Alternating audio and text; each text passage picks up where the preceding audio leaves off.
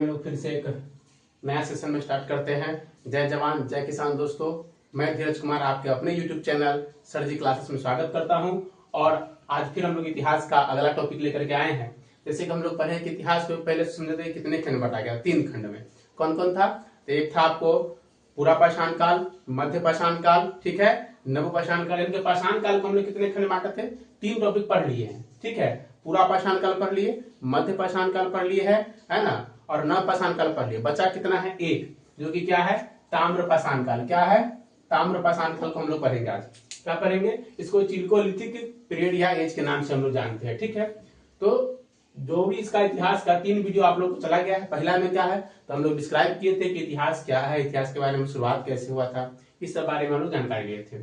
उसके बाद स्टार्टिंग किए थे हम लोग, तो पढ़े थे कि पूरा पाषाण काल। तो पाषाण किसे कहते हैं? पाषाण का अर्थ होता है पत्थरों का काल, ठीक है। इसी क्रम में आ गया है ताम्र पाषाण काल। क्या आ गया है? ताम्र पाषाण काल। समझिए गौर से ताम्र पाषाण क्या है, ठीक।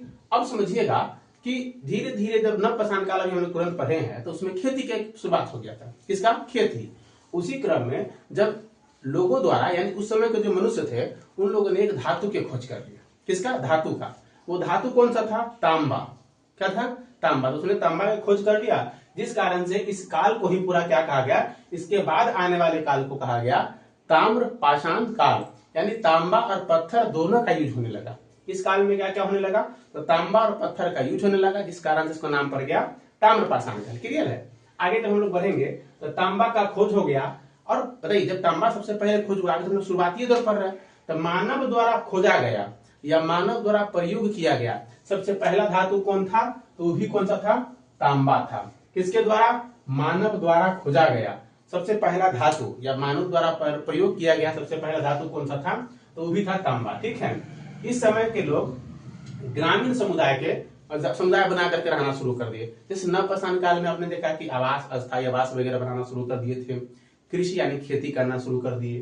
तो ताम्र पाषाण काल में क्या हुआ? इस समय लोग समुदाय यानी गांव, जिसको हम लोग गांव कहते हैं, ग्रामीण सभ्यता में लोग धीरे धीरे धीरे ढलने लगे, ठीक है। उसके बाद में यह पता चलता है कि देखिए, मृदभांड यानी मिट्टी के बर्तन की जो साक्ष्य है वह कहां से मिला है? तो नव पाषाण काल में ही हम लोग देखे थे, लेकिन यहाँ पे जो मिला है वो चित्रित मृदभांड मिला है। चित्रित मृदभांड। क्या?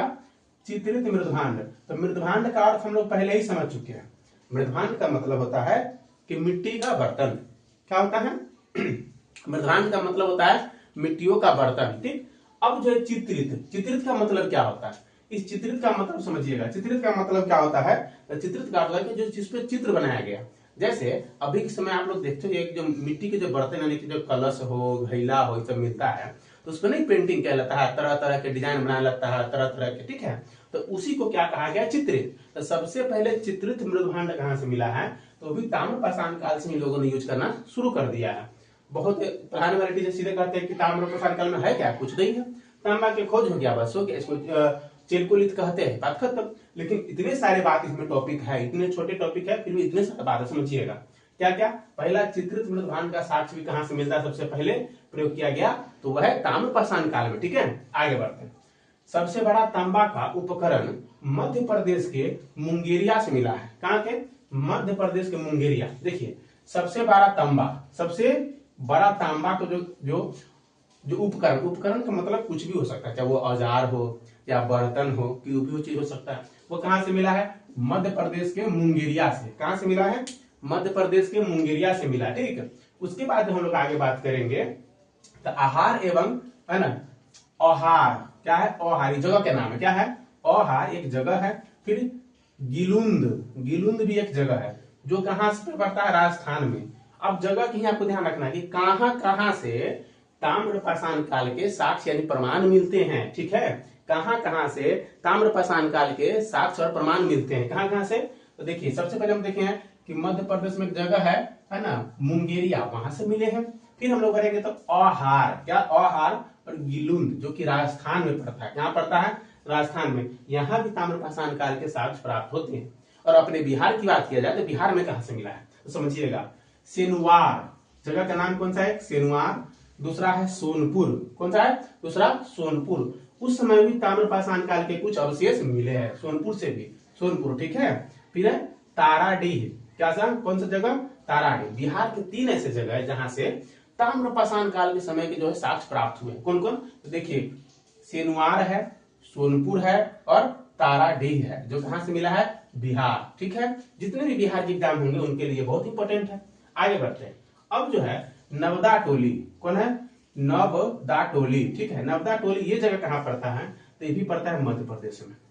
नवदा टोली कहां पड़ता है? मध्य प्रदेश में। तो इसके बारे में जानकारी किसने लगाया था, यानी खोज किया था? तो एच.डी. संकालिया। किसने? एच.डी. संकालिया, जो एक खगोलविद थे, जिन्होंने इसके बारे में जानकारी प्राप्त की थी। कौन सी जगह है? नवदा टोली। ये कहां पड़ता है? मध्य प्रदेश में। जगह का नाम याद रखना पड़ेगा। ठीक है, इनाम गांव, कौन सा जगह? इनाम गांव। यहाँ भी ताम्रपाषाण काल का सबसे बड़ा है। इनाम गांव जो था ताम्रपाषाण काल के समय में जो सबसे बड़ा गांव खोजा गया है वो कौन सा था? इनाम गांव। बहुत इंपॉर्टेंट हो जाता है, सबसे बड़ा गांव है, सबसे बड़ा। ठीक है, सबसे बड़ा यहाँ पे लिख लीजिए गांव है। क्या है? सबसे बड़ा गांव है। किस समय का? ताम्रपाषाण काल का। हम लोग ऊपर में पढ़ रहे हैं कि ताम्रपाषाण काल, इसीलिए जो भी इसमें बातचीत होगा किसके लिए होगा? ताम्रपाषाण काल के लिए होगा। ठीक है, इस समय ठीक है मातृ देवी की पूजा करना शुरू कर दिए थे लोग। मातृ देवी, ठीक है, मातृ देवी क्या होते थे समझिएगा। इस समय लोग पेड़ पौधा मिट्टी इस सब को पूजना शुरू करते थे। ठीक है, मातृ देवी कहा गया है कि जो मिट्टी के जो देवता होते थे, देवी होते थे, ठीक है, उसको उनको मातृ देवी कहा गया। ठीक, तो इस समय किनकी पूजा शुरू कर दिए थे? तो मातृ देवी की पूजा करना शुरू कर दिए थे। ठीक है, यानी मिट्टी के जो मूर्ति बना लेते थे लोग और उनको पूजा करते थे कि हमारे देवी देवता ऐसे हैं। ठीक है, अभी भी हम लोग मूर्ति पूजन करते हैं हिंदू धर्म में। ठीक है, तो इस समय मातृ देवी की पूजा शुरू कर दिए थे। फिर अगर इसमें समझेंगे तो एक और इंपॉर्टेंट बात याद रखना है। कौन सा है वो? तो एस्टेटाइट, एस्टेटाइट और कार्नेलियन, एस्टेटाइट और कार्नेलियन, ये प्रमुख पत्थर, प्रमुख जो है पत्थर क्या थे? ये पत्थर थे जिसका उपयोग किया गया था किसमें? ताम्रपाषाण काल में। ऐसा कहा जाता है कि एस्टेटाइट और कार्नेलियन, ये जो दो पत्थर अगर किसी के पास उस समय जिसके पास होता था उसे अमीर माना जाता था। अमीर मतलब धनवान। जिसके पास में ये दो पत्थर में से कोई भी एक पत्थर किसी के पास अगर होता था, चाहे किसी ने अगर ढूंढ निकालता था, तो उसको लोग बहुत पैसा वाले धनवान उस समय मानते थे। इस पत्थर का उस समय बहुत वैल्यू था, लोग ने उसको बहुत वैल्यू दिया था। चलिए, तो हम लोग क्या समझे आज की क्लास में? ताम्रपाषाण काल। इसी क्रम में आपका पूरा का पूरा प्राग ऐतिहासिक काल खत्म हो गया। कितने थे? प्राग ऐतिहासिक काल थे। इतिहास को हम लोग 3 खंड में बांटे थे। कौन कौन? तो इतिहास कितने भाग में? 3। प्राग ऐतिहासिक काल, आधे ऐतिहासिक काल और ऐतिहासिक काल। एक टॉपिक हम लोग का पूरा खत्म, प्राग ऐतिहासिक काल खत्म हो गया है। बचा कौन सा? हम लोग का तो आधे ऐतिहासिक काल बच गया, जो हम लोग नेक्स्ट क्लास में क्या करेंगे? आधे ऐतिहासिक काल पे वीडियो बनाएंगे। ठीक है, हम उम्मीद करते हैं कि आप लोगों को बहुत अच्छी तरह से समझ में आया होगा। अगर अच्छा लगा होगा तो क्या करिएगा? लाइक कर दीजिए। और सबसे जरूरी बात है, लाइक करिए चाहने के कम से कम शेयर जरूर करिए अपने दोस्तों को, ताकि वो भी इनका लाभ उठा सके। और क्या कर लीजिए आप लोग, हम छाप जाते हैं, आप लोग छाप लीजिए, है ना। और चैनल को इसे सपोर्ट बनाए रखिए। जय जवान जय किसान दोस्तों, जय हिंद।